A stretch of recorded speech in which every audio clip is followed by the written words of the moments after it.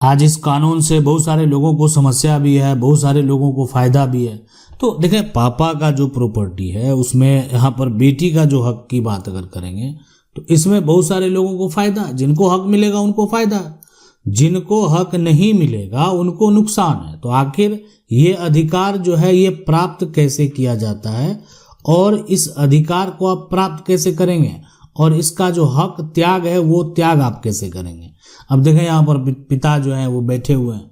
अब यहाँ पर हक की बात हो रही है। आखिर हक की बात हो रही है तो पिता का ये यहाँ पर जो है बेटा है और ये जो है यहाँ पर बहू है। उसके बाद यहाँ पर जो है बेटी बैठी हुई है। अब ये जो बेटा है और ये जो बेटी है ना, ये पिता का जो संपत्ति है, पापा की जो संपत्ति है, प्रॉपर्टी है, उसमें इनका अधिकार बनता है। कानून इनको अधिकार दे दिया कि नहीं, आप जो है समान अधिकार आपको मिला हुआ है। अब है कि ये अधिकार इनको प्राप्त करना है। किसी को अधिकार चाहिए और किसी को अधिकार नहीं चाहिए, मतलब नहीं है उससे। तो आखिर नहीं चाहिए तो ये सारा अधिकार इनके पास आ जाएगा। अगर मान लेते हैं जो बेटी है उनको अधिकार नहीं चाहिए तो ये अधिकार किसके पास जाएगा? बेटा के पास जाएगा। अब जिसको अधिकार चाहिए, अब देखें यहाँ पर जो जब प्रॉपर्टी की बात आती है तो दो तरह का ये प्रॉपर्टी देखने को मिलता है। एक हो जाता है पुश्तैनी, यानी ये संपत्ति जो है पुश्तैनी संपत्ति है। अब दूसरा जो संपत्ति है, ये जो संपत्ति है ना, ये हो गया स्व अर्जित संपत्ति, यानी ऐसे कह सकते हैं यहाँ पर स्वयं की अर्जित, स्वयं की संपत्ति। तो ये होता है ना कि खुद से ये इन्होंने जो है कमाया और संपत्ति बनाया, प्रॉपर्टी बनाया इस पर, यानी ये जो व्यक्ति आप देख रहे हैं ना, इनके पास दोनों संपत्ति है। वर्तमान में पुश्तैनी संपत्ति भी है और स्वयं की संपत्ति भी, दोनों संपत्ति इनके पास जो है यानी वर्तमान में मौजूद है। आखिरकार दोनों संपत्ति जब मौजूद है तो इनका अधिकार कैसे होगा? अब एक जो संपत्ति है ना, ये पुश्तैनी, इसमें यानी सभी को, जितने वंशज घर में पैदा ले लिए, जिनका जन्म हो गया घर में, मतलब आप जो है इस घर में आए और आपसे किसी बच्चे का जन्म हो गया, मान लेते हैं ये बहू है, इनको भी एक बेटा है, ठीक है, ये बेटी है और इनको भी क्या है, एक बेटा है, इनको भी बेटा है। तो अभी जिनका जन्म हो गया ना, पुश्तैनी में क्या हो गया, जन्म से अधिकार मिल गया।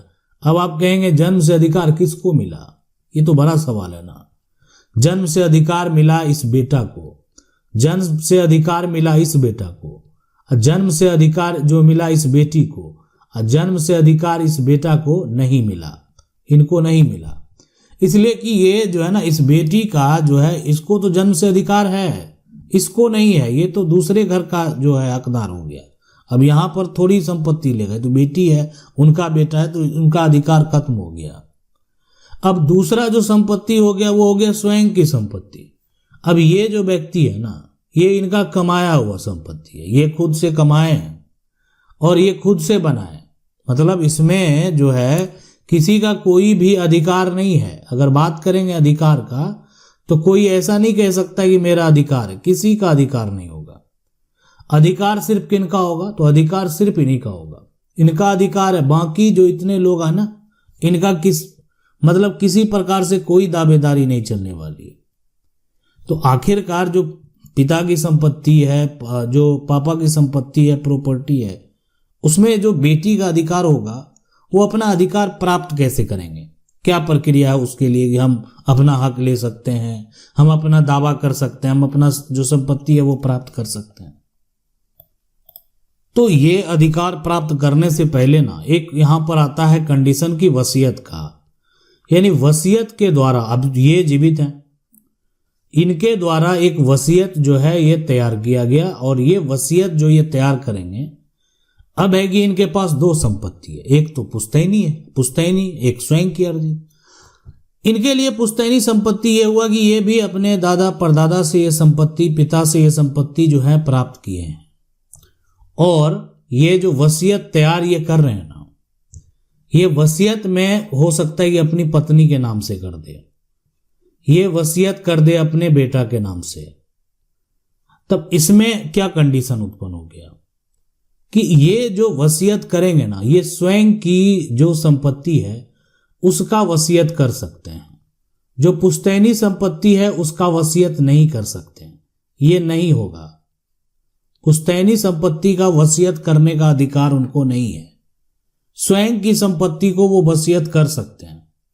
अब यहां पर जब बेटी का हक का बात आएगा तो उनके पास एक विकल्प है कि ये अब इनको जो है ना, अब मान लेते हैं कि ये दावा करेंगे, यानी ये जब हिस्सा की मांग करेंगे तो हिस्सा की मांग जो की जा रही है किसके द्वारा? बेटी के द्वारा। अब ये मांग करेंगे अपना हक, जो भी पिता का संपत्ति है या पिता से जो हक मांग रहे हैं वो, तो पिता अगर स्वयं की संपत्ति उन्होंने जो भी बनाया, मकान बनाया, घर बनाया, कोई जमीन खरीदा, प्रॉपर्टी खरीदा, उसमें अगर वो नहीं देना चाहे तो वो वसीयत कर देंगे अपने बेटे को, वो वसीयत कर देंगे अपनी पत्नी को। अब लेकिन फिर भी ये बेटी हक मांग रही है तो एक हक देना पड़ेगा, वो है पुश्तैनी संपत्ति का। यानी ये हिस्सा मांग रही है ना, तो अब उनको जो है ना ये बंटवारा करके देना पड़ेगा। यानी ये जो पार्टीशन है ना, ये पार्टीशन तो होगा।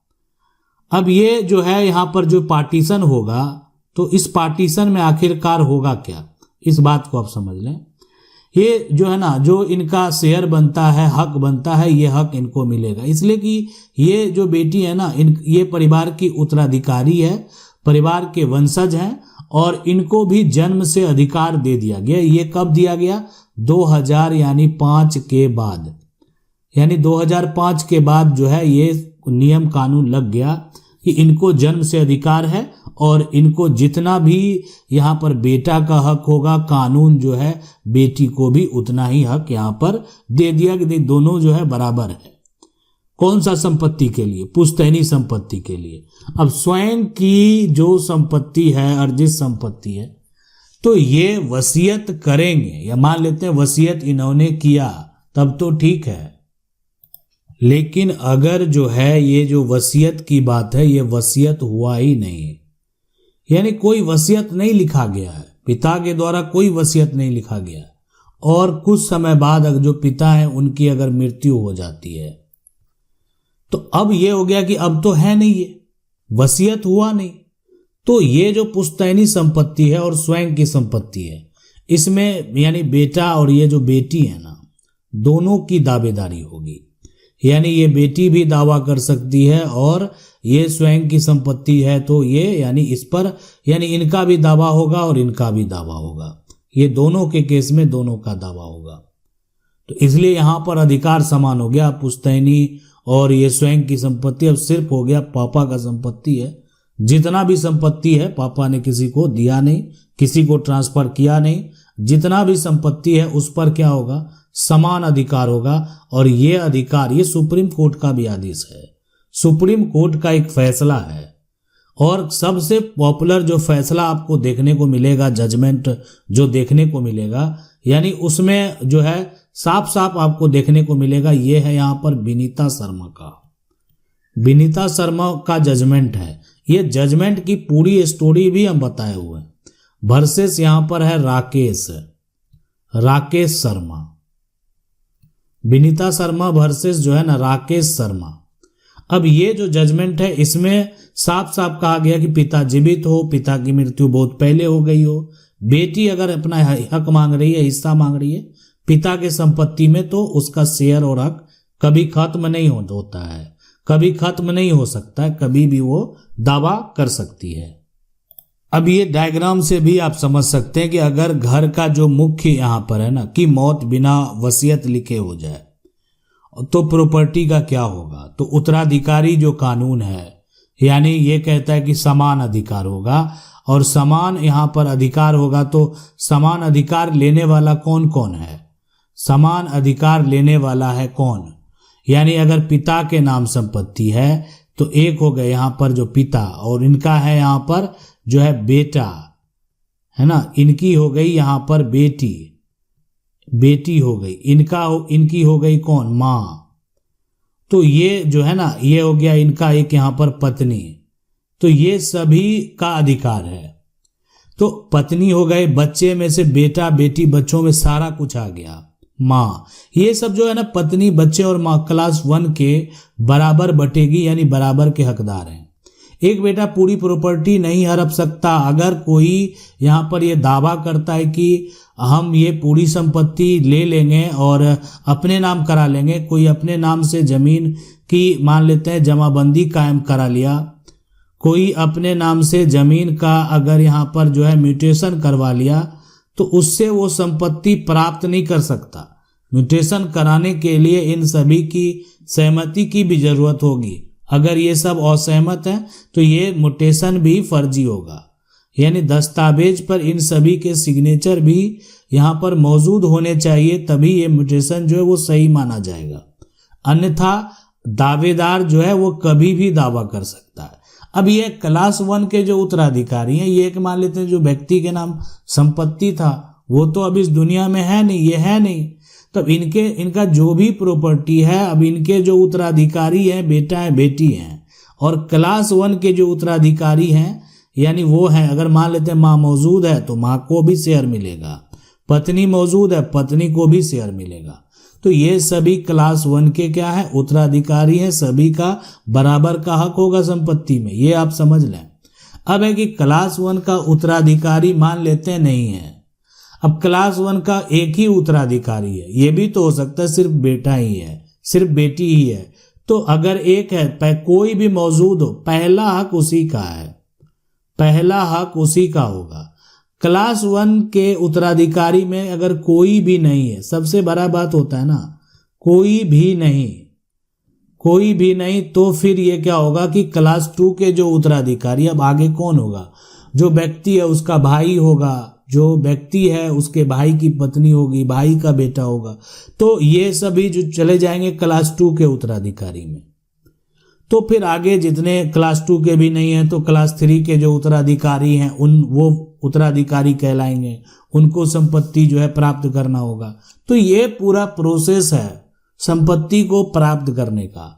अब है कि अगर कोई प्राप्त नहीं करना चाहता है तो देखें सबसे पहला काम है कि रजिस्टर्ड डॉक्यूमेंट आप तैयार करें, और जो भी है रजिस्टर्ड डॉक्यूमेंट आप तैयार करेंगे तो जो व्यक्ति अपना हक त्याग करते हैं ना, तो उनका हक त्याग पत्र बनवा लेना चाहिए। उससे ये हो गया कि अपनी वो संपत्ति को वो रिलीज कर दिए, यानी एक रिलीज डेट तैयार हो गया कि अब उस संपत्ति प्रॉपर्टी से मुझे कोई लेना देना नहीं, भविष्य में मेरा इस पर किसी प्रकार का कोई भी दावेदारी नहीं होगा। और ये आपने कानूनी प्रक्रिया के तहत जो है हक त्याग कर दिया। तो ऐसे सिचुएशन में फिर दोबारा यानी एक समय के बाद आप जो अगर दावेदारी दिखाएंगे तो आपके साथ समस्या उत्पन्न होगा।